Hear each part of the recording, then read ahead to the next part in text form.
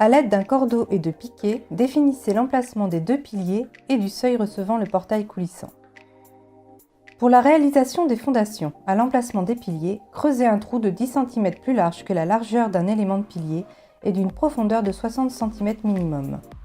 Vous devez tenir compte du hors-gel régional, de l'altitude et de la nature du terrain pour adapter la profondeur des trous. La profondeur du seuil devra quant à elle être au minimum de 40 cm. Placez dans les trous qui recevront les piliers une armature de chaînage verticale dont les aciers font 8 à 10 mm de diamètre.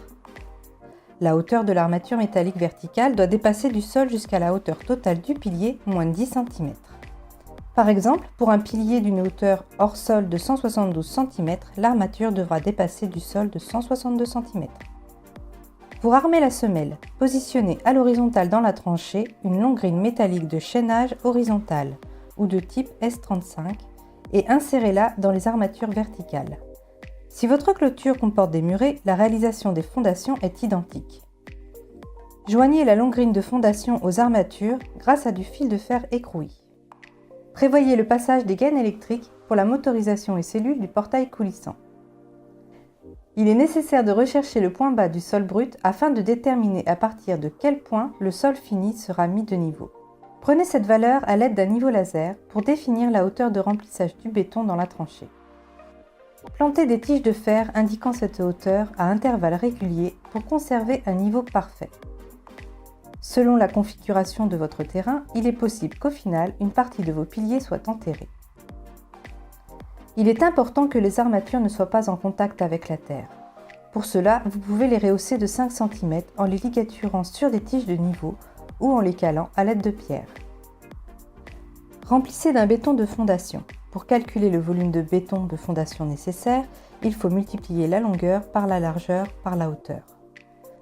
Tirez le béton sur toute la longueur de la tranchée en mettant de niveau la chape et les armatures verticales d'aplomb à l'aide d'une règle et du niveau laser.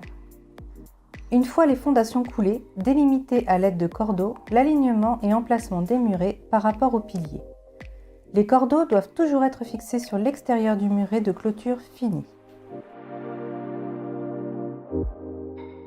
Prenez un premier élément de pilier, placez-le en alignement par rapport au cordeau.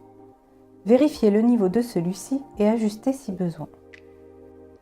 S'il s'agit d'un pilier trigone, faites un montage à blanc de quelques éléments pour définir le sens de pose des éléments en fonction du motif final souhaité. Mesurez la distance entre les deux piliers en fonction de la longueur du portail et positionnez le second élément de pilier. Pour chaque élément, tracez leur emplacement et retirez les éléments. À l'emplacement du premier pilier, appliquez un joint acrylique de taille moyenne à l'intérieur du tracé. Posez un élément de pilier sur ce joint. Mettez-le de niveau et calez. Faites de même à l'emplacement du second pilier. Déposez un joint acrylique mince sur la tranche supérieure de cet élément. Positionnez par emboîtement les autres éléments en appliquant un joint acrylique mince sur la tranche supérieure de chacun. Vérifiez régulièrement l'aplomb.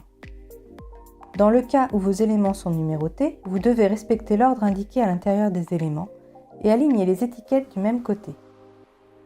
Référez-vous à la notice de mise en œuvre inclue dans la palette.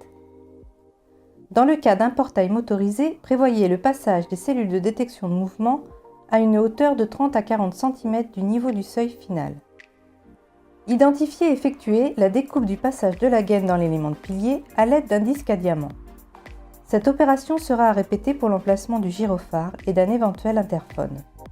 Dès que vous avez emboîté des éléments de pilier à hauteur de 90 cm, disposez le film compressible 130-90 de Vézère le long des parois intérieures du pilier.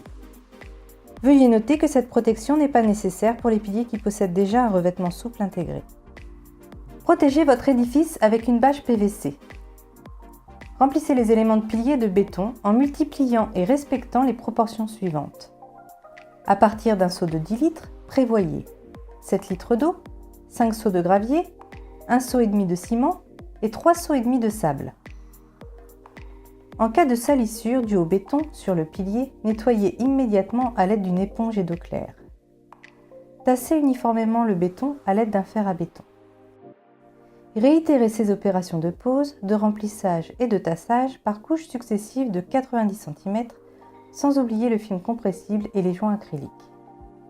Surtout, n'oubliez pas la pose des inserts entre les éléments de pilier si votre kit pilier en est muni. Une fois le dernier élément de pilier posé, remplissez-le de béton et égalisez la surface en conservant un retrait d'un demi-centimètre pour le double encollage de barbotine. Pour préparer cette barbotine, mélangez de l'eau et du ciment jusqu'à obtention d'une pâte.